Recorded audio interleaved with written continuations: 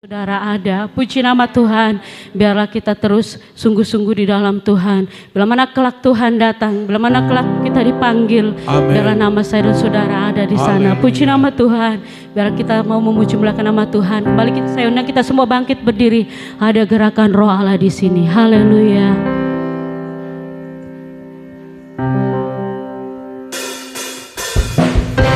Amin. Haleluya.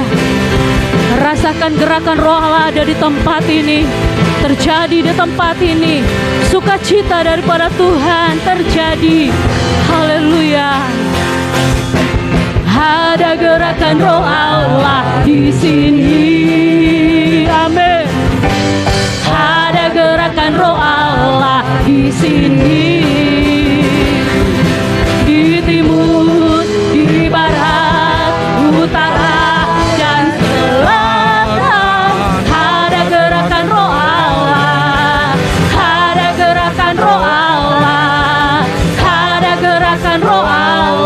amin. Katakan ada gerakan Roh Allah di tempat ini.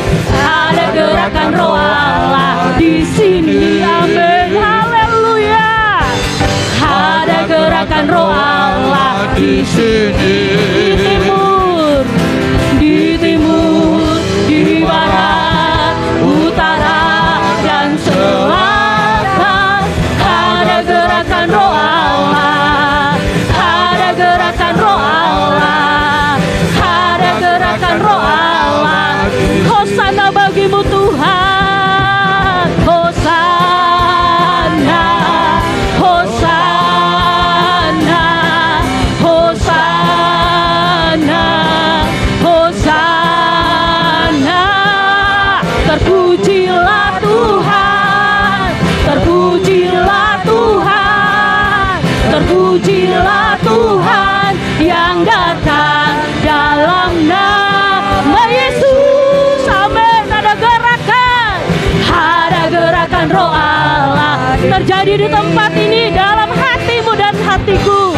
Ada gerakan Roh Allah di sini. Amin. Haleluya. Di timur, di barat, utara dan selatan. Ada gerakan Roh Allah. Ada gerakan Roh Allah. Ada gerakan Roh Allah. Hosana bagimu Tuhan. Hosana, Hosana, Hosana, Hosana. Terpujilah Tuhan, terpujilah Tuhan, terpujilah Tuhan yang datang dalam nama.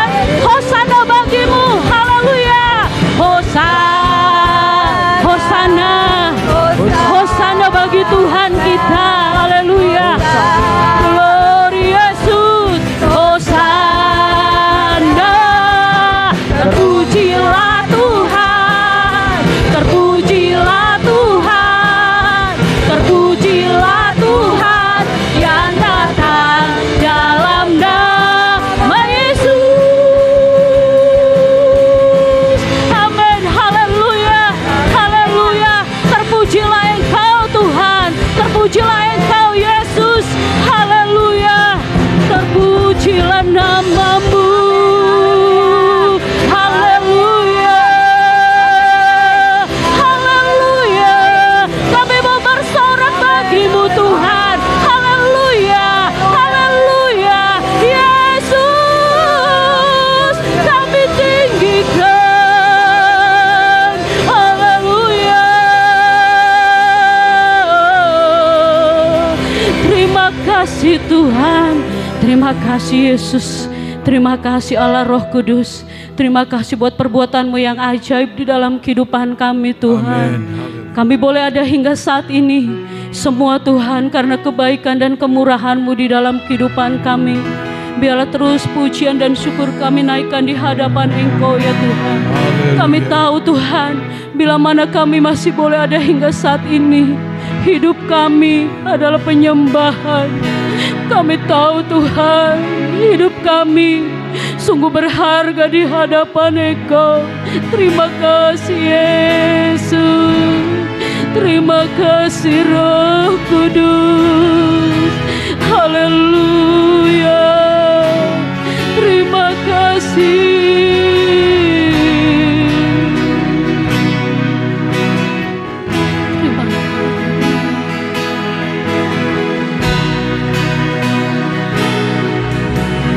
Pujian dan syukur kami bawa kepadamu Tuhan.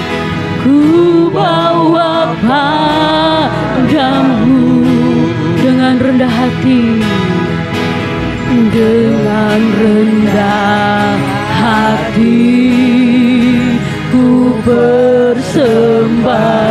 Amin. Katakan, sadar bila ku ada, sadar bila ku ada, haleluya Yesus, hanya karena anugerah, bukan karena kekuatan. Amin, haleluya. Katakan pujian dan syukur. Haleluya. Pujian dan syukur ku bawa padamu. Amin. Dengan rendah hati ku persembah. Oh Yesus,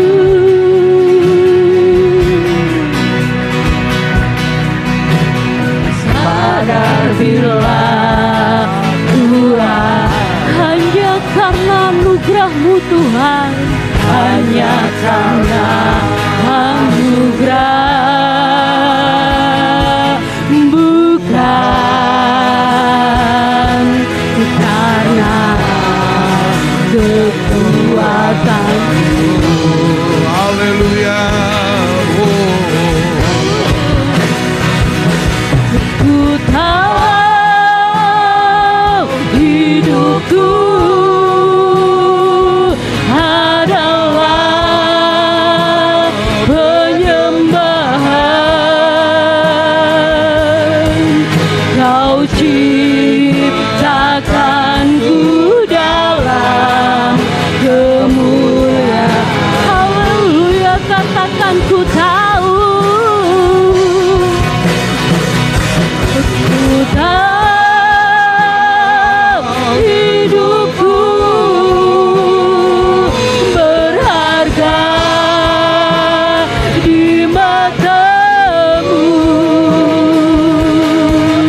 Segenap hidupku persembah. Ku tahu, haleluya. Ku tahu hidupku adalah penyembahan. Kau ciptakanku dalam kemuliaan. Amin. Katakan ku tahu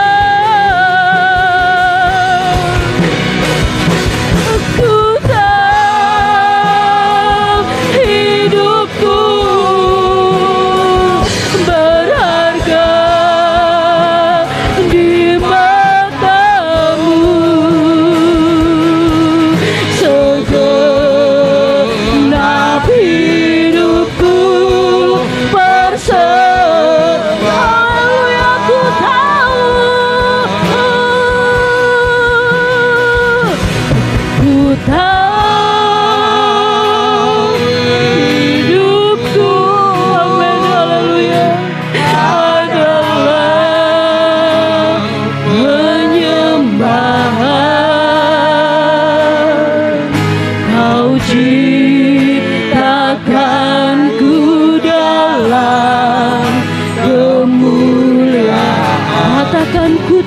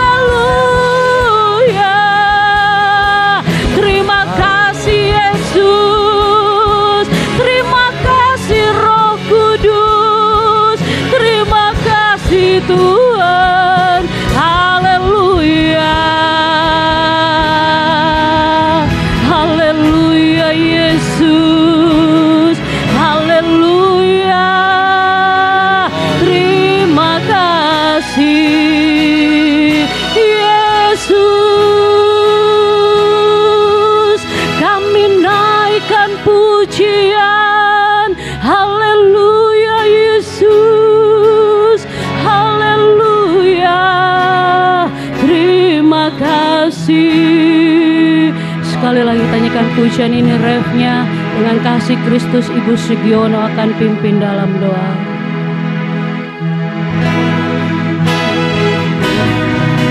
Ku tahu hidupku adalah penyembahan. Kau ciptakanku dalam kemuliaan. Amin. Ku tahu, haleluya. Ku tahu hidupku berharga di matamu. Segenap hidupku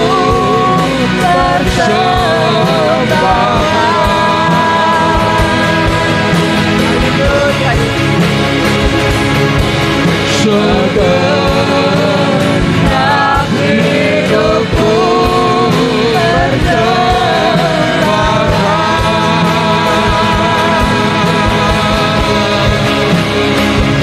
Amin. Segenap hidupku bersembahkan.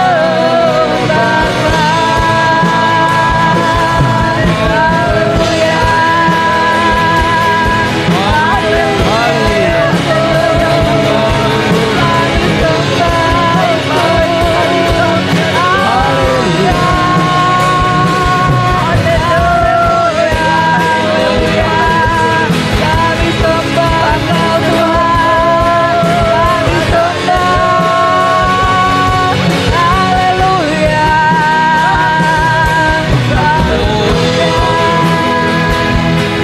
Terima kasih ya Tuhan. Haleluya, haleluya, haleluya, haleluya. Terima kasih Bapa di sorga. Pagi yang indah ini Tuhan, kami boleh datang ke hadapan hadirat-Mu yang kudus Tuhan. Kami boleh mengucap syukur Bapa atas cinta dan kasih-Mu yang begitu indah bagi hidup kami. Hingga pada pagi hari ini Tuhan, Engkau masih memberi kami kekuatan dan kesehatan sempurna Tuhan. Ini semua adalah cinta dan kasih-Mu yang begitu indah bagi hidup kami ya Bapa. Ampuni segala dosa kesalahan kami ya Bapa, yang tiap hari kami perbuat kepadamu. Kiranya Engkau mengampuni kami ya Yesus. Beri kami senantiasa Tuhan kekuatan kesehatan. Berikan senantiasa hati yang senang, hati yang penuh dengan sukacita, mengiring kepada Engkau Tuhan. Karena Engkau Allah kami satu-satunya yang patut kami agungkan dan kami muliakan Tuhan. Karena itu Bapa, kami bangga Yesus mempunyai Allah yang hebat dan dahsyat seperti Engkau. Sungguh betapa Engkau Allah kami yang kudus dan luar biasa Tuhan. Engkau memberi kami kekuatan dan kesehatan. Engkau memberikan hati yang penuh damai sejahtera Bapa. Kami boleh mengucap syukur Tuhan. Kuatkan semua sidang jemaat di tempat ini ya Tuhan. Berkati semuanya Bapa, yang sakit Engkau sembuhkan Tuhan. Yang lemah Engkau kuatkan, dalam kesusahan Engkau hiburkan Tuhan. Engkau memberi kemenangan di dalam semua sidang jemaat di tempat ini ya Bapa. Bapa, Engkau juga berkati hamba-Mu yang sebentar akan membawakan firman-Mu. Agar firman-Mu yang akan dibawakan oleh hamba-Mu Tuhan boleh menjadikan berkat kekuatan bagi iman percaya kami kepadamu Tuhan. Kami sungguh bangga Yesus, kami sungguh bangga. Engkau yang terbaik dalam hidup kami ya Bapa. Engkau kudus, Engkau luar biasa dalam hidup kami ya Tuhan. Terpujilah akan Engkau Tuhan, terpujilah akan nama-Mu. Kami percaya Engkau ada di tengah-tengah ruangan ibadah ini Tuhan. Engkau ada bersama dengan kami Bapa. Terpujilah akan nama-Mu Bapa. Berikan kami hikmat dan kekuatan baru di dalam mengiring dan menyembah kepada-Mu ya Tuhan. Terpujilah akan Engkau segalanya Bapa. Kami serahkan hidup kami Tuhan. Urapi hamba-Mu yang akan membawakan firman-Mu. Kiranya Engkau akan memberi kekuatan dalam kehidupan kami. Kami serahkan semuanya di dalam nama Tuhan Yesus Kristus. Haleluya, haleluya. Amin.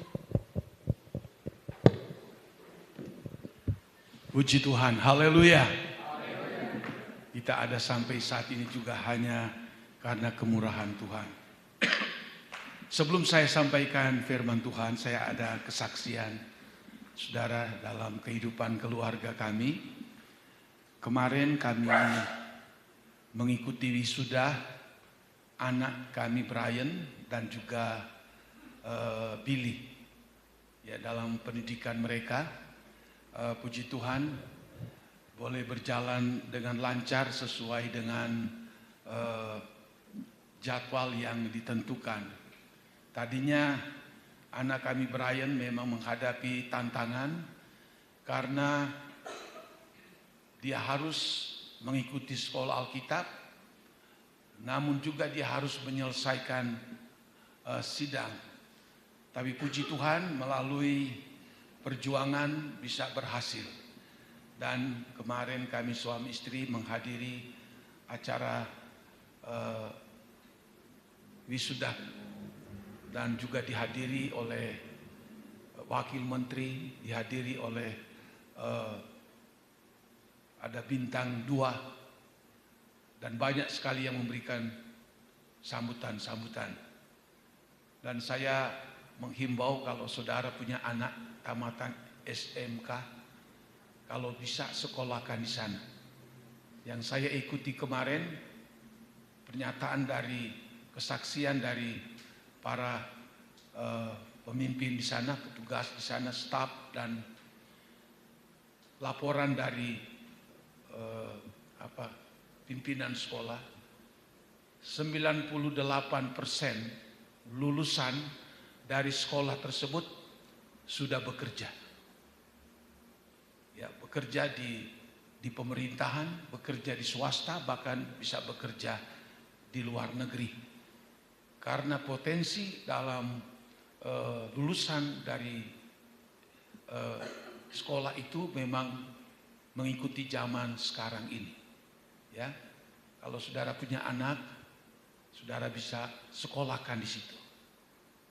Bahkan kesaksian dari para mahasiswa mengatakan, mahasiswi, sementara mereka kuliah, mereka sudah bisa bekerja. Itu juga yang dialami oleh anak kami Brian dan juga cucu kami. Dan yang membanggakan kami, saudara-saudara, cucu kami Billy mendapatkan lulusan terbaik, cum laude. Ya, saya tidak menyangka, tapi ya itulah kenyataannya. Kalau Brian nilai yang memuaskan ada beda tipis dengan Billy. Jadi puji Tuhan, kami bersyukur kepada Tuhan karena meskipun kami harus pontang-panting membiayai kuliah anak kami, bahkan cucu kami pun kami biayai. Kalau tidak dibiayai, bagaimana dia menyekolah atau sekolah. Tapi kami bersyukur bisa lulus dengan nilai yang baik. Kami juga berterima kasih kepada jemaat yang selalu mendoakan kami dan keluarga, anak cucu kami sampai pada saat ini. Itulah yang menjadi kesaksian saya mewakili keluarga. Puji Tuhan. Nah, kita akan melihat firman Allah pada pagi hari ini. Kita akan buka di dalam kitab Amsal pasalnya yang keempat. Kitab Amsal pasalnya yang keempat. Kita akan baca ayat yang ke-23. Ini ayat adalah ayat yang sangat luar biasa kalau kita ikuti ayat ini. Amsal pasal 4 ayat 23 sudah ada. Kita hormati pembacaan firman Allah ini. Kita baca sama-sama. 2, 3. Jagalah hatimu dengan segala kewaspadaan, karena dari situlah terpancar kehidupan. Puji Tuhan, silakan duduk. Terjemahan yang lain, peliharalah hatimu melebihi dari segala yang patut kamu pelihara. Sebab dari dalam hatilah akan terpancar kehidupan. Dengan kata lain, kalau hati kita ini kita pelihara dengan baik-baik, maka dia akan memancarkan kehidupan. Kata kehidupan di sini bukan hanya soal kehidupan lahiriah, jasmani, tetapi juga memancarkan suatu kehidupan rohani, kehidupan ilahi. Jadi sangat penting sekali kita harus memelihara hati kita ini. Sebelum saya lanjut, seringkali jadi sulit untuk bisa membedakan antara hati dan juga antara pikiran, antara batinia dan yang lain-lain. Saya mencari pengertian-pengertian melalui buku-buku lain. Saya melihat bahwa hati di sini adalah suatu emosi, bergerak di dalam suatu emosi, perasaan. Dan pikiran itu adalah bergerak di dalam logika. Ada juga yang mengatakan bahwa hati itu adalah pusat dari kehidupan manusia. Ada juga yang mengatakan bahwa hati itu adalah pusat intelektual manusia. Jadi sulit memang untuk seringkali memilah-milah ini, sebab ada sedikit persamaan, tapi ada sedikit juga perbedaan. Ya, tapi bicara soal hati, kita lihat bahwa saya cari lagi, oh ya, hati ini juga bisa dimengerti melalui mewakili seluruh keberadaan hidup kita, baik secara jiwa dan secara batiniah kita. Itulah hati kita. Makanya di dalam Alkitab begitu banyak sekali saudara lihat ratusan ayat yang berbicara mengenai hati. Bahkan Tuhan Yesus sendiri dia berkata begini, kasihilah Allahmu dengan segenap hatimu, dengan segenap kekuatanmu, dengan segala pikiranmu. Jadi memilah-milah ini semua, tapi saya dapat kesimpulan bahwa hati ini adalah merupakan suatu pusat kehidupan manusia, berkolaborasi dengan pikiran manusia. Meskipun mereka memiliki suatu perbedaan, karena perasaan hati itu dia sedikit mengarah kepada soal emosi, dan pikiran manusia kepada soal logika manusia. Tapi Alkitab memberitahu supaya kita menjaga hati ini. Kita memelihara hati ini dengan segala kehati-hatian. Terjemahan ini dengan segala kewaspadaan. Jadi tidak sembarangan kita memelihara hati ini. Tidak dengan sewaktu-waktu kalau saya pengen. Kalau saya mau memelihara hati ini, menjaga hati ini, ya saya pelihara. Tapi kalau saya tidak usah. Bukan seperti itu. Tapi dalam ayat ini, jagalah hatimu, peliharalah hatimu dengan segala kewaspadaan, dengan segala kehati-hatian. Sebab disitulah terpancar kehidupan.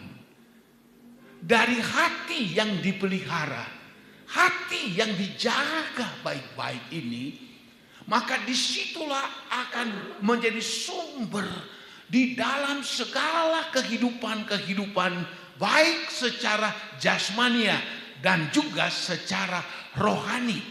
Disebutkan dari situlah terpancar kehidupan. Berarti kalau kita tidak menjaga dengan hati-hati, hati ini kita tidak waspada, kita masa bodoh. Maka apa yang terjadi? Bukan kehidupan yang akan keluar dari situ. Bukan kebahagiaan, bukan sukacita, bukan kedamaian, bukan hal-hal yang positif. Tetapi justru sebaliknya. Di situ akan muncul perkara-perkara yang negatif. Perkara-perkara yang merugikan. Perkara-perkara yang merusakkan kehidupan manusia. Jadi ada perbedaan. Di sini kita disuruh memilih. Memang Tuhan tidak memaksa untuk kita memilih menjaga hati ini. Ya Tuhan kasih kebebasan untuk kita bisa memilih. Nah itu sebabnya perlu firman Allah untuk memberitahu kita bagaimanakah jikalau hati kita ini tidak dijaga dengan baik-baik. Kita tidak mewaspadai hati kita ini.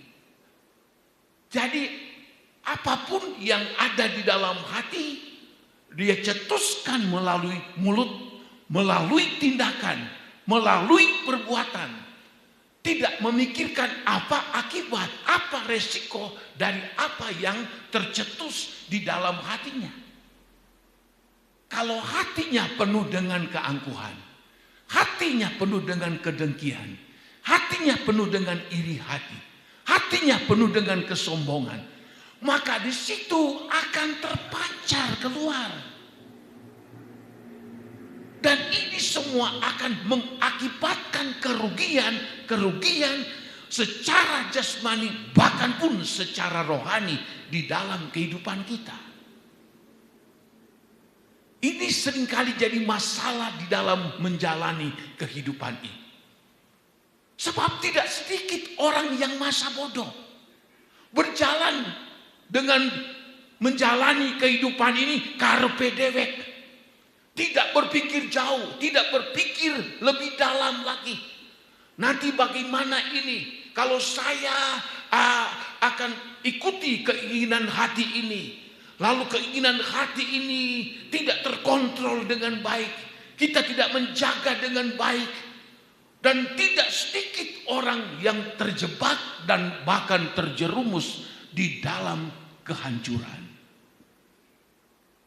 Karena dia tidak mewaspadai hatinya. Firman Allah katakan, waspadalah. Terjemahan yang lain, peliharalah hatimu dengan segala kehati-hatian. Kalau kita mampu memelihara hati kita, maka dalam hidup kita terpancar kehidupan. Tuhan dan Roh Kudus ada di pihak kita. Dia akan membantu kita. Dia akan menolong kita. Dia akan mengangkat kepada kita. Dia bersama-sama dengan kita. Sebab Tuhan memang menginginkan kehidupan itu. Baik kehidupan secara lahiriah, apa terlebih kehidupan secara rohani. Kita bersyukur karena firman Allah jauh-jauh hari memberitahu. peliharalah hatimu. Jagalah hatimu dari segala kewaspadaan, atau terjemahan lain, dari segala yang patut engkau pelihara.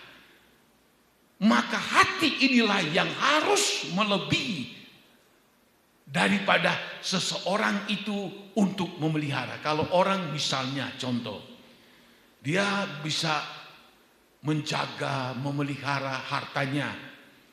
Dia ulet, dia taruh di tempat yang orang tidak tahu, misalnya permata, emas kah itu, barang-barang yang mewah, yang mahal-mahal itu dia akan jaga dengan baik-baik. Dia memiliki surat berharga, oh dia akan simpan dan dia akan jaga baik-baik. Nama baik pun dia akan jaga dengan baik-baik. Manusia bisa mampu memelihara hal-hal yang sifatnya lahiriah. Tetapi seringkali tidak dipikirkan, ini hati ini. Hati ini diumbar karpe dewek. Apa maunya? Tidak sedikit kan orang, apa yang muncul dalam hati, itu yang dikeluarkan dan menjadi suatu tindakan dalam hidup. Dan setelah menghasilkan yang negatif, setelah menghasilkan yang membawa kepada keburukan, setelah menghasilkan apa yang membuat orang itu rugi, celaka, aduh kenapa seperti itu? Aku bertindak salah. Aku menuruti apa kata hatiku. Tapi ya seringkali sudah tidak bisa lagi, nasi sudah jadi bubur, sudah kejadian. Yang akibatnya menjadi menyesal. Aduh kenapa ya? Sebab kalau kita tidak menjaga hati kita ini, ada di dalam ayat Yeremia pasalnya yang ke-17, di situ firman Allah berkata begini, ya. Dalam Yeremia 17 ayat 9 dan 10 berkata begini, betapa liciknya hati, lebih licik daripada segala sesuatu. Hatinya sudah membatu, siapa yang dapat mengetahuinya? Aku Tuhan yang menyelidiki hati, yang menguji batin, untuk memberi balasan kepada setiap orang setimpal dengan tingkah langkahnya, setimpal dengan hasil perbuatannya. Firman Allah sebutkan, ini hati ini penuh kelicikan. Itu hati ini penuh dengan kemunafikan. Ini hati ini. Betapa liciknya hati. Secantik-cantiknya seseorang, seganteng-gantengnya seseorang, mungkin dia punya jabatan yang tinggi, yang besar. Mungkin dia memiliki kekayaan yang begitu luar biasa. Tetapi tidak berarti itu semua membuat hatinya itu tidak licik, tidak munafik. Sebab justru banyak kita temukan di dalam dunia ini orang yang ternama, orang yang hebat, orang yang mungkin memiliki kekayaan konglomerat sekalipun, tapi juga ternyata tidak diikuti dengan hati yang baik. Itu banyak sekali kita jumpai di dalam dunia ini. Kelicikan hati itu tidak dilihat dari luarnya. Itu yang membuat banyak orang terjebak. Seringkali mungkin penampilannya oke, tapi sebetulnya dalam hatinya itu penuh dengan kelicikan. Itu sebabnya banyak orang yang tertipu. Firman Allah katakan lebih licik dari segala sesuatu. Selicik-liciknya siapapun itu, maka hati ini jauh lebih licik. Sampai firman Allah seperti itu. Dan firman Allah ini bisa tertuju kepada saya juga. Kepada kita semua. Untuk apa? Hati-hati. Betapa liciknya hati. Liciknya hati tidak melihat orang. Tidak melihat siapakah dia. Yang namanya manusia sangat rentan dengan kelicikan hatinya. Lalu disebutkan hatinya sudah membatu, siapakah yang dapat mengetahuinya? Tidak ada yang bisa tahu. Bisa manis di bibir, tapi lain di dalam hatinya, membatu seperti ini. Lalu ayat 19 kata Tuhan, Aku Tuhan yang menyelidiki hati. Hanya Tuhan yang mampu menyelidiki hati dan menguji batin. Cuma Tuhan, manusia tidak bisa. Itu hebatnya hati manusia ini. Hanya Tuhan yang tahu. Dia sanggup menyelidiki setiap hati.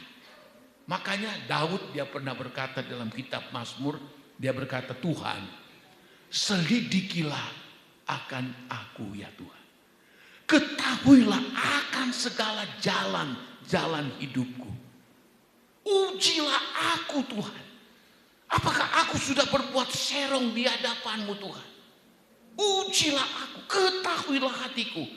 Ketahuilah jalan-jalan pikiranku Tuhan. Daud begitu terbuka di hadapan Tuhan. Sebab apa? Daud tidak ingin dia ada di dalam lembah kelicikan itu. Sebab dia tahu kalau dia ada di dalam lembah kelicikan itu, maka dia akan hancur. Itu yang dihadapi oleh Raja Saul. Nah, hanya Tuhan yang mampu menyelidiki hati dan menguji batin kita. Cuma Tuhan yang tahu. Lalu disebutkan untuk memberi balasan kepada setiap orang setimpal dengan tingkah lakunya, setimpal dengan hasil perbuatannya. Tuhan lihat, kalau hatimu licik, tunggu balasan dari Tuhan. Tuhan tidak bisa dibodohi. Tidak bisa ditipu. Kau simpan dimanapun kelicikan hatimu. Tuhan tahu semuanya. Ya, Tuhan menguji batin. Dan saatnya Tuhan akan bertindak untuk memberikan balasan sesuai dengan kesalahan atau perbuatannya atau setimpal dengan tingkah langkahnya. Jadi bukan manusia yang menghakimi manusia. Tuhanlah yang menghakimi sebab Tuhan Maha tahu. Dia tahu sampai kedalaman hati saya dan saudara. Tidak ada yang tersembunyi di hadapan Tuhan. Nah, kenapa firman Allah memberitahu? Supaya kita harus menjaga baik-baik hati ini. Kita pelihara baik-baik hati ini. Sebab kalau kita lihat juga di dalam Injil Markus pasal 7. Injil Markus pasal 7. Kalau kita lihat di dalam ayatnya yang ke 20 sampai dengan 23 berkata begini. Katanya lagi, apa yang keluar dari seorang itulah yang menajiskannya.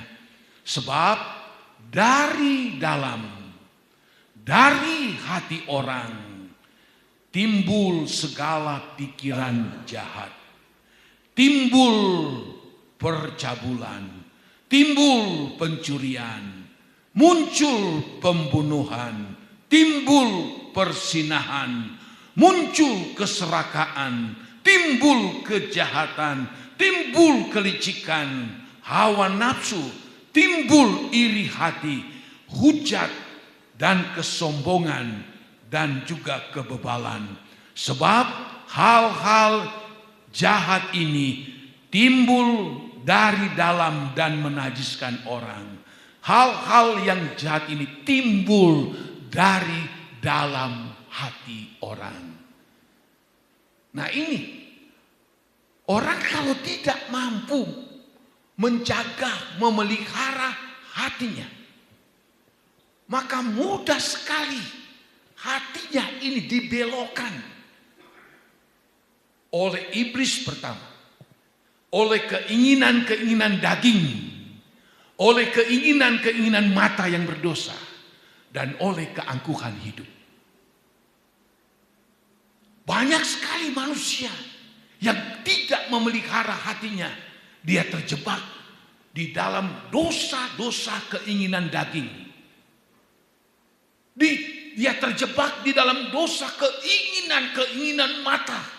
Wow, banyak sekali. Dan keangkuhan hidup ini. Begitu banyak manusia jadi korban. Bukan jutaan, bukan ratusan juta, miliaran manusia terjebak di dalam hal ini. Tidak memelihara hati.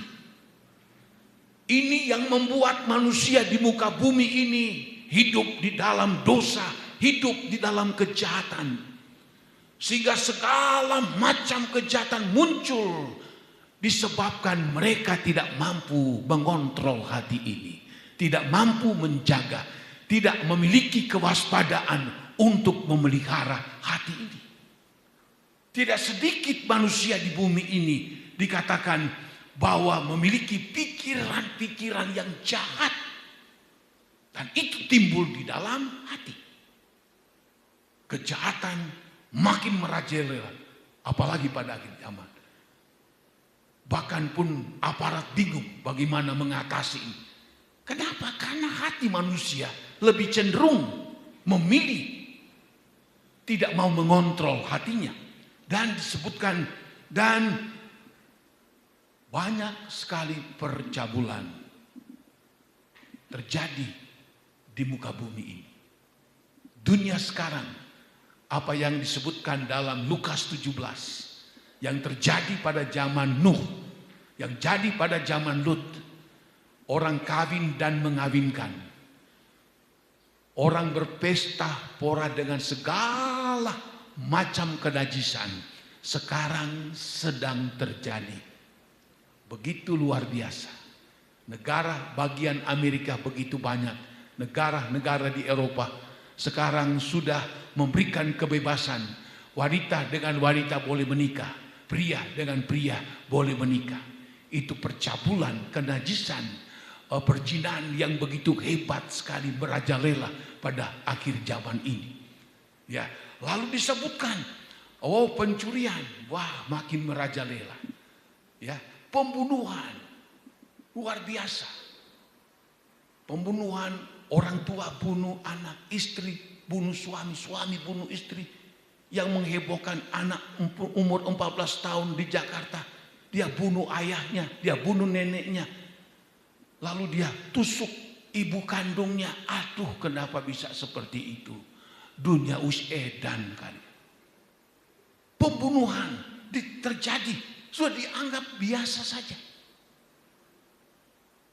Ada orang yang sudah membunuh beberapa orang, waktu ditanya, sepertinya biasa saja, tidak ada penyesalan. Nah, ini dosa yang muncul dari dalam hati. Lalu disebutkan, lalu perzinahan, lalu keserakahan. Serakahan itu apa? Ketamakan. Kita lihat dunia sekarang. Wow, hebat sekali. Ketamakan merajalela. Ketamakan itu apa? Tidak merasa cukup dengan apa yang ada.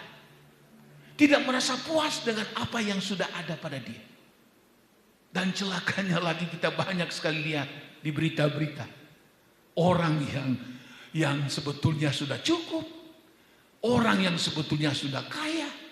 Orang yang sebetulnya mengayomi masyarakat.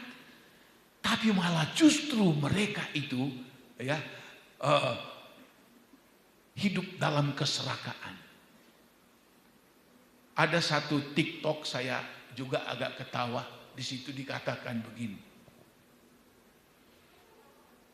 Orang-orang yang korupsi katanya. orang miskin. Mereka punya rumah mewah. Mereka punya mobil mewah-mewah. Mereka punya deposito banyak. Tapi saking banyaknya rumah mewah mereka bosan kali tinggal di rumah mewah. Jadi tinggal di penjara katanya. Saya baca, wah ketawa juga. Karena memang benar juga. Ini orang-orang yang kaya raya, pejabat, hebat, punya kekayaan yang berlimpah-limpah. Tapi mereka makan minum di penjara. Saya pernah menonton suatu berita, seorang wartawan nasional berani sekali. Dia masuk di Sukamiskin di Bandung. Lalu dia datang di kamar-kamar orang yang terkenal karena korupsi. Saya lihat situ di foto. Orang-orang ini marah karena didatangi oleh wartawan yang terkenal. Lalu di situ, aduh, tempatnya sempit banget. Di situ ada kasur, ada TV, disoroti juga. Kenapa punya TV? Kenapa punya laptop? Wow, sampai berita tersebar. Lalu, aduh, sempit banget. Saya pikir, waduh, si Raiki hebat. Ya, rumahnya mewah, mobilnya mewah, banyak sekali kekayaannya. Tapi divonis puluhan tahun, turwe sempit banget, pergerakannya, aduh kasihan. Nah, ini benar juga nih TikTok ini, wis bosen turun ning umay mewah, jadi karena ketamakan akhirnya turun ning penjara.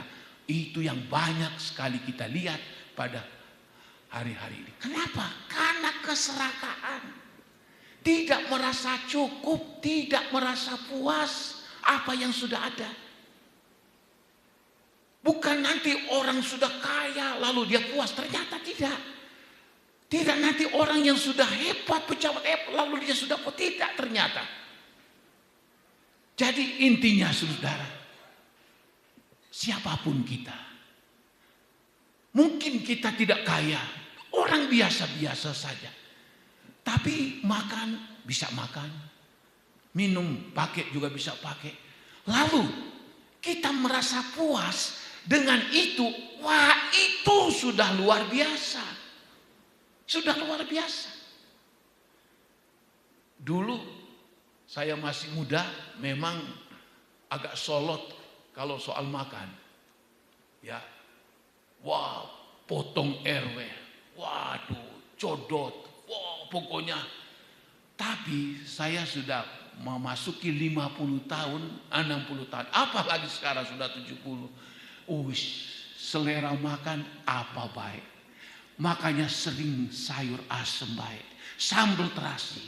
Asal saya bilang sama istri saya, pokoknya anak sambal terasi sudah mewah, sudah senang, lahap. Apalagi gigi sudah mulai pada rontok.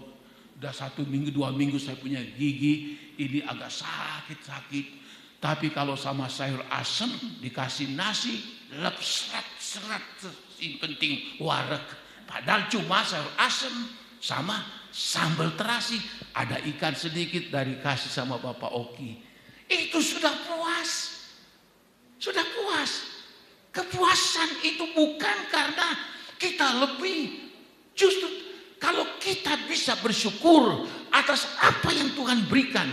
Tuhan kasih kesehatan. Tuhan kasih kekuatan. Tuhan kasih hikmat. Kita bisa kuat. Waduh, itu sudah luar biasa. Kita patut mensyukuri akan kehidupan ini. Lalu kita jauh dari sifat ketamakan. Ketamakan ini tidak akan pernah puas kalau dia tidak sadar dan tidak bertobat. Ya, itulah dosa yang muncul dari dalam hati. Lalu kejahatan, lalu kelicikan tadi juga, lalu hawa nafsu, lalu iri hati. Ternyata iri hati juga muncul dari dalam hati. Tidak bisa lihat orang lebih baik sedikit dari dia. Lebih beruntung sedikit dari dia. Tidak bisa lihat orang yang lebih kaya dari dia. Tidak bisa melihat orang yang lebih anggun sedikit, lebih hebat sedikit. Muncul rasa iri.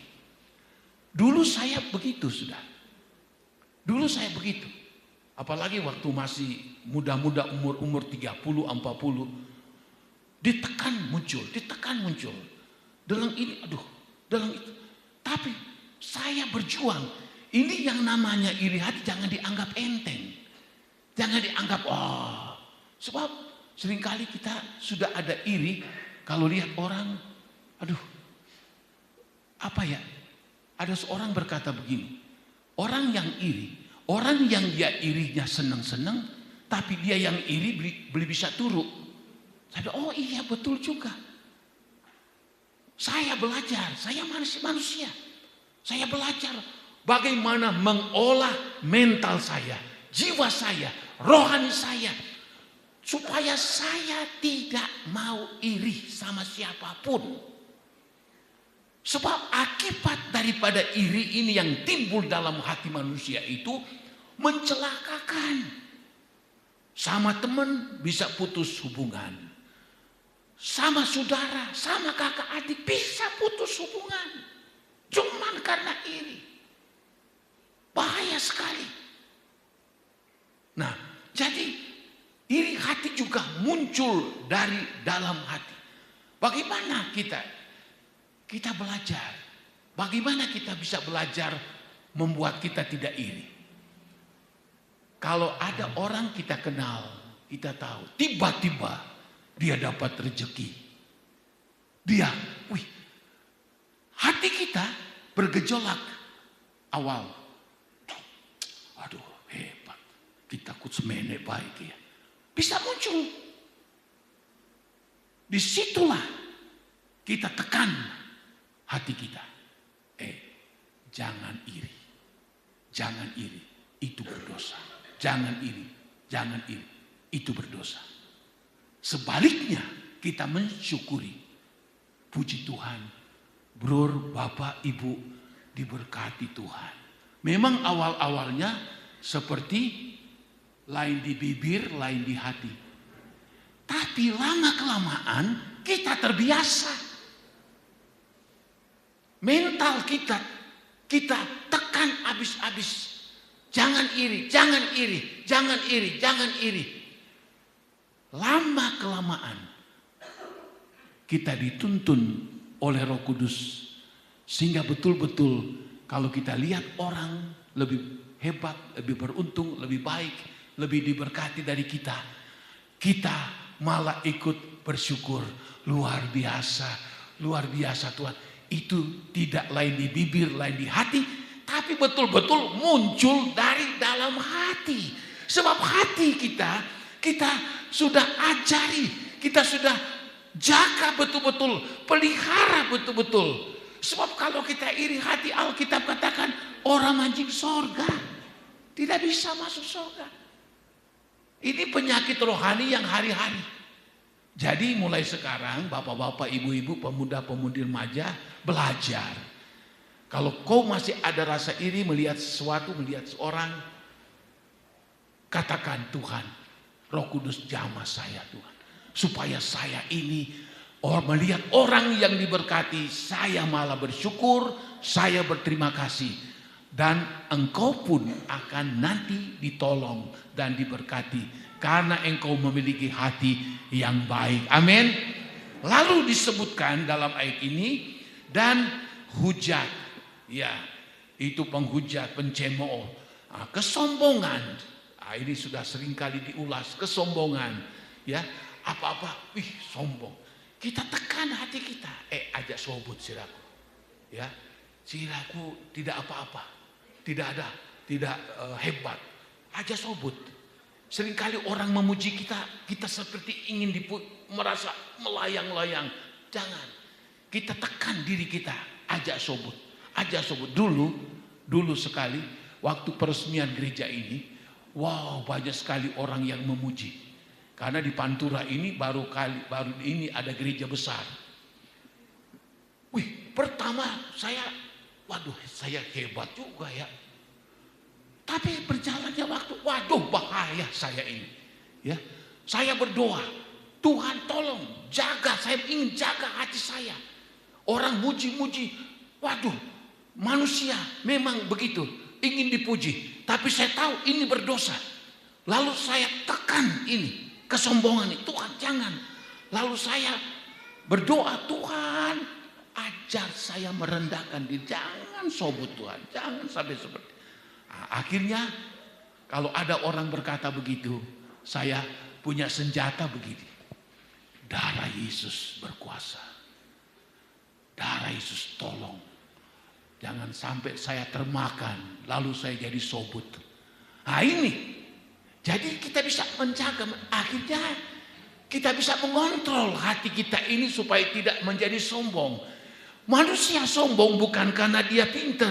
Bukan karena dia kaya. Bukan karena dia orang yang hebat. Orang sombong bisa kepada siapapun. Orang yang sederhana bisa menjadi sombong. Kalau saudara lihat, pernah saya bawa firman Allah ada 10-11 definisi tentang kesombongan. Itu muncul dari dalam hati. Dan itu Alkitab juga memberitahu. Kesombongan didahului dengan kehancuran. Kecongkakan akan berakhir kepada kejatuhan. Jangan kita pikir, waduh, dia mah orang sederhana, orang susah, lalu dia tidak sobut. Banyak orang yang tidak apa-apa sobut. Ya, tapi ada orang yang konglomerat, saya pernah ketemu. Aduh, rendah hati. Saya berdoa, Tuhan ajarin saya seperti ini orang ini. Sudah kaya raya tapi rendah hati. Kita belajar kepada orang seperti itu. Ya, lalu disebutkan lagi dan kebebalan. Ternyata kebebalan itu bukan karena malas. Bukan karena tidak mau dengar nasihat. Bukan karena tidak mau teguran. Tapi ternyata kebebalan itu juga muncul dari dalam hati. Ya. Alkitab memberitahu dari dalam hati muncul kebebalan. Kebebalan itu apa artinya? Dinasehati wis beli mempan. Ditegur wis beli mempan. Ditegur dengan halus wis secara keras. Sudah wis bebal. Wah, celaka kalau wis bebal mengkenen itu celaka, menghancurkan dirinya sendiri.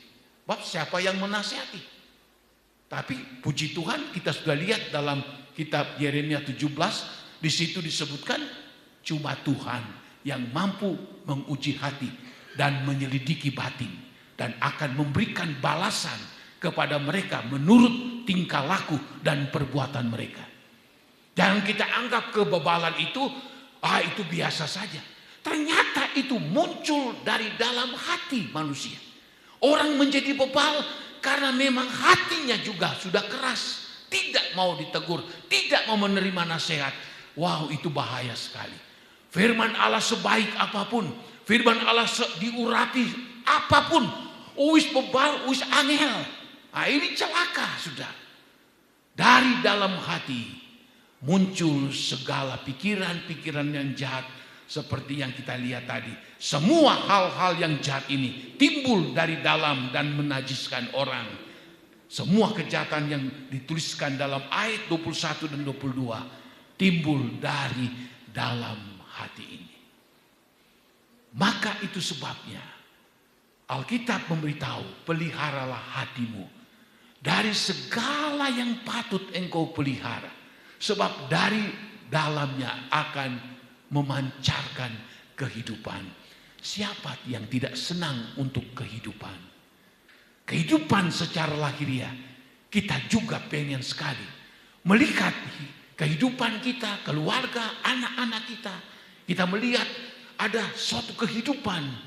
Kehidupan di dalam pribadinya, suatu kehidupan di dalam keluarganya, suatu kehidupan di dalam usahanya, dalam pekerjaannya, suatu kehidupan dalam masa depan kehidupannya. Hal-hal yang hidup ini memang hal yang disenangi dan disukai oleh banyak orang.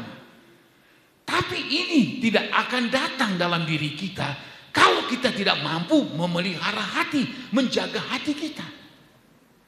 Tapi kalau kita mampu menjaga hati kita, memelihara hati kita, Alkitab memberitahu, maka dari sanalah akan muncul kehidupan. Kehidupan secara lahiriah diberikan oleh Tuhan. Yang namanya hidup, orang itu senang. Ya, kita hidup berarti kita sehat, berarti kita kuat. Usaha kita hidup, keluarga kita hidup.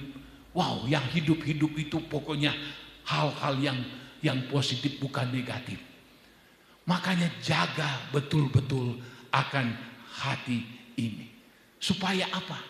Selalu memancarkan kehidupan. Memang tidak mudah seperti tadi saya katakan, menjaga hati ini. Tapi bukan berarti kita tidak bisa. Bisa kita. Sebab ini firman Tuhan. Bagaimana kita bisa menjaga hati kita ini? Ingat, pertama adalah firman Tuhan. Di dalam Mazmur 119 ayat 105. Di situ dikatakan oleh firman Tuhan, bahwa firman-Mu pelita bagi kakiku dan seperti suluh pada jalanku. Yohanes 17 ayat 17. Firman-Mu adalah kebenaran. Pertama kita harus mampu menjaga, memelihara hati ini, yaitu melalui firman Tuhan. Meskipun firman Tuhan mungkin keras, firman Allah mungkin tidak enak untuk daging kita, kuping kita, tapi itu adalah kebenaran. Firman Allah itu adalah seperti pelita yang menuntun kita di dalam kegelapan, seperti suluh pada jalan kita. Firman Allah seperti terang. Nih ada lubang di depan, kiri ada jurang, kanan ada jurang. Ini firman Allah seperti suluh. Dia jalan, dia pelita, dia menuntun langkah hidup kita. Itulah firman Tuhan. Karena firman Allah itu adalah kebenaran. Tuhan Yesus mengatakannya. Lalu apa lagi? Tidak cukup kita suka akan firman Allah, tapi sangat suka akan firman Allah, sehingga kita tidak akan meninggalkan ibadah-ibadah. Kita selalu diberikan kelaparan, kehausan rohani untuk kebenaran dari Tuhan. Kita selalu rindu untuk datang beribadah, untuk mendengarkan firman Tuhan. Dan kalau kita selalu rindu akan firman Allah, Alkitab mengatakan, orang yang lapar dan haus akan kebenaran, mereka akan dikenyangkan atau mereka akan dipuaskan. Jadi firman Allah itulah pegangan kita untuk kita dapat memelihara hati kita ini dengan baik. Kedua adalah Roh Kudus. Untuk itu kita bisa baca itu dalam Yehezkiel 36. Jadi ini Roh Kudus, firman Allah dan Roh Kudus dalam ayatnya yang ke-26, Yesaya 36 ayat 26, kamu akan kuberikan hati yang baru dan roh yang baru dalam batinmu, dan aku akan menjauhkan dari tubuhmu hati yang keras dan kuberikan kepadamu hati yang taat. Ayat 27, Rohku akan kuberikan diam di dalam batinmu, dan aku akan membuat kamu hidup menurut segala ketetapanku dan tetap berpegang pada peraturan-peraturanku dan melakukannya. Jadi pertama kita harus jadikan firman Allah pegangan pelita bagi hidup kita. Kedua, Roh Kudus. Kita tidak sanggup menghadapi semua godaan, tantangan dalam kehidupan. Kita tidak mampu. Tidak. Hanya firman dan Roh Kudus. Dikatakan dalam ayat ini, Rohku kuberikan diam di dalam batinmu, di dalam hatimu. Kalau Roh Kudus itu akan diam di dalam kehidupan kita, maka disebutkan dalam ayat ini, dan aku akan membuat kamu hidup menurut segala ketetapan Tuhan. Kalau Roh Kudus ada dalam diri kita, tinggal diam dalam diri kita, kamu akan dikatakan di sini menuruti ketetapan Tuhan atau menuruti segala firman Tuhan. Kalau Roh Kudus ada, kenapa banyak orang, termasuk orang Kristen, angel banget menuruti firman Allah. Angel banget menuruti ketetapan atau perintah-perintah Tuhan. Karena dia mungkin dengar firman, tapi tidak ada Roh Kudus. Sebab hanya Roh Kudus yang akan mampu meremahkan firman Allah di dalam diri kita. Kalau Roh Kudus ada, dia meremahkan ini firman Allah di dalam kehidupan kita, maka seperti firman Allah katakan, maka kamu akan menuruti segala perintah-perintahku. Mau ringan perintah Tuhan, mau berat perintah Tuhan, kita akan menuruti. Sebab apa? Ada Roh Kudus di dalam kehidupan kita. Di dalam Galatia 5, di situ kita lihat ada orang yang hidup di dalam kedagingan. Banyak sekali, mungkin belasan yang hidup di dalam kedagingan. Tapi di dalam Galatia 5 ayat 21-22, di situ adalah buah-buah roh. Orang yang dipimpin oleh roh, maka dia akan memiliki kasih, sukacita, damai sejahtera, kesabaran, kelemah lembutan, apalagi mampu mengendalikan diri. Ada 9 buah roh ini. Kalau roh Allah ada di dalam kita, kita mampu menekan hidup kita ini untuk tidak terbawa dengan segala dosa dan kejahatan ini.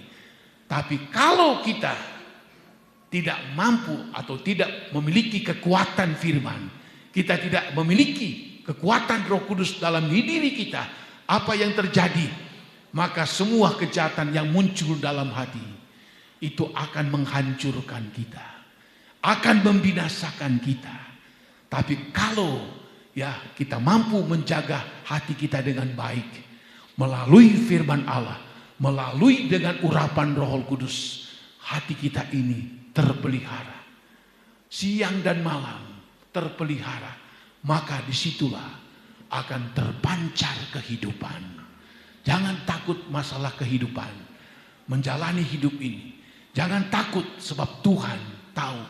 Yesus pernah berkata, jangan khawatir akan hal makan dan minummu. Lihat burung di udara, tidak menanam, tidak menabur dan tidak menuai, tapi itu Tuhan sediakan untuk mereka makan. Apalagi kamu, kalau hati kita dijaga dengan baik, kita akan lihat Tuhan berkarya dengan bebas di dalam hidup saya dan saudara.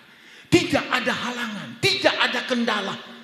Oh, dia akan leluasa berkarya di dalam kita kepada orang-orang yang hatinya dipelihara dengan baik, hatinya yang dijaga dengan baik. Tuhan katakan ke kiri, dia ke kiri. Tuhan katakan ke kanan, dia ke kanan. Tuhan katakan maju, dia akan maju.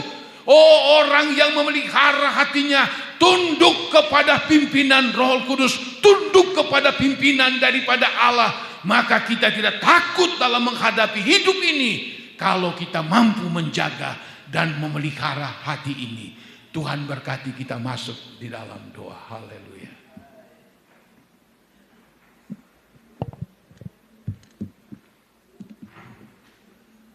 Amin. Haleluya.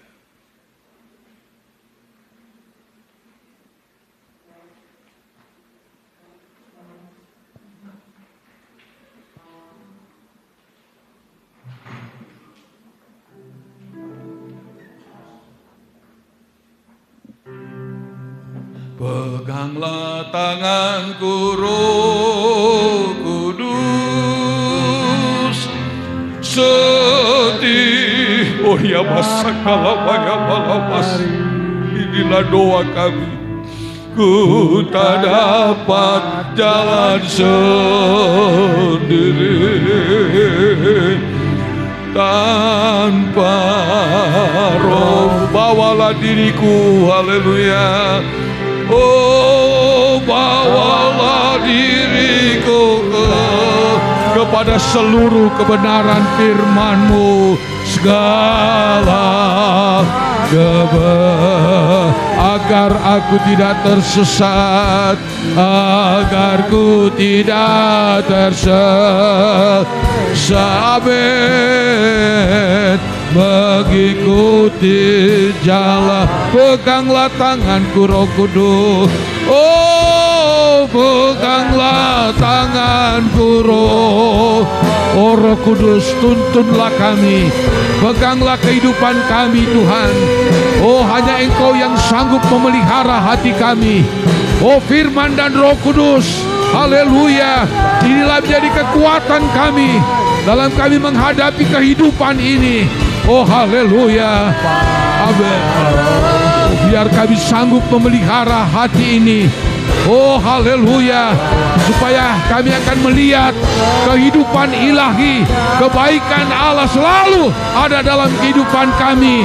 Haleluya, kebenaran, amin. Agar ku tidak tersesat, amin. Oh mengikuti, bawalah diriku. Nanti Bapak Rudi berdoa. Oh bawalah diriku kepada segala. Oh inilah doa kami Tuhan. Ya basa kawaya balapus. Oh Roh Kudus, oh haleluya, firman Allah, tolong kami, mampukan kami memelihara hati kami, agar ku tidak tersesat, amin.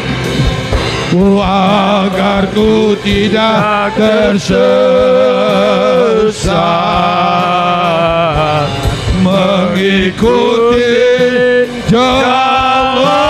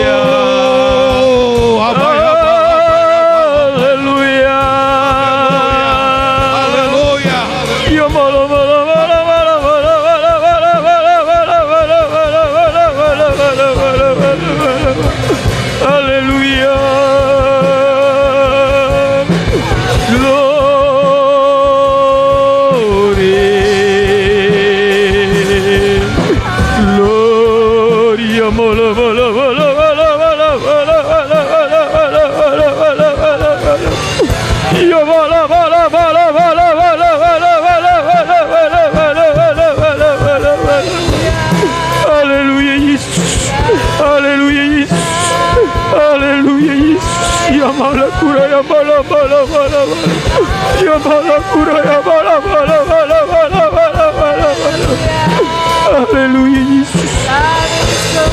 Haleluya Yesus. Glory. Haleluya Yesus. Terima kasih. Ya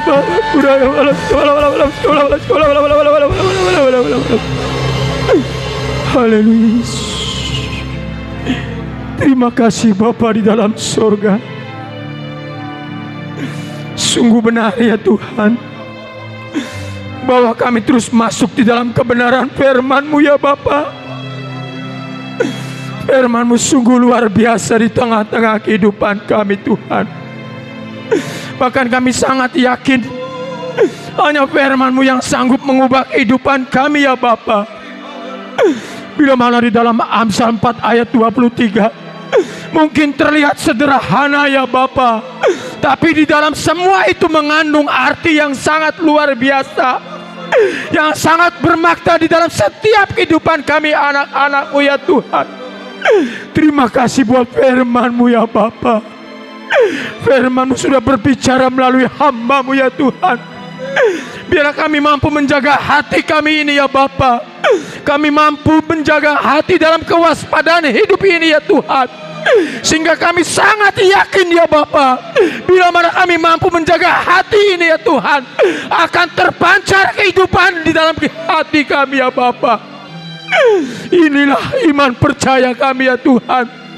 Bahkan inilah yang menjadi pengalaman di dalam setiap kehidupan kami ya Bapa.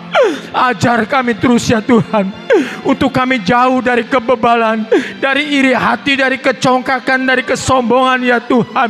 Karena semua itu akan membuat kami sakit di dalam hidup ini ya Bapa. Terima kasih Bapa di dalam sorga. Terima kasih Tuhan Yesus. Terima kasih Roh Kudus. Biar apa yang sudah Engkau sampaikan tertanam di dalam hati pikiran kami, menjadi rema di dalam setiap kehidupan kami ya Tuhan. Bahkan menuntun langkah sisa hidup kami ya Bapa. Inilah komitmen kami kepadamu Tuhan. Inilah kerinduan doa kami kepadamu ya Bapa. Apapun di hidup kami ya Tuhan, kami mau tetap sungguh-sungguh kepadamu ya Bapa. Karena semuanya itu ya Tuhan yang mengendalikan Engkau di dalam hidup ini. Terima kasih Bapa di dalam sorga. Firman-Mu sudah berhenti berbicara, tapi kami yakin, kami percaya menjadi rema di dalam hidup ini. Engkau berkati hamba-Mu yang sudah menyampaikan kebenaran firman-Mu. Berkati kami juga seluruh sidang jemaat-Mu ya Tuhan. Sebentar kami hendak memberikan korban persembahan. Engkau tilik setiap persembahan kami ya Tuhan. Engkau berkati sesuai dengan firman-Mu. Terima kasih Bapa. Ampuni salah dosa kebodohan kami ya Tuhan. Kami sudah berdoa dan mengucap syukur di dalam nama Tuhan Yesus. Haleluya. Amin. Kita berkumpul bersama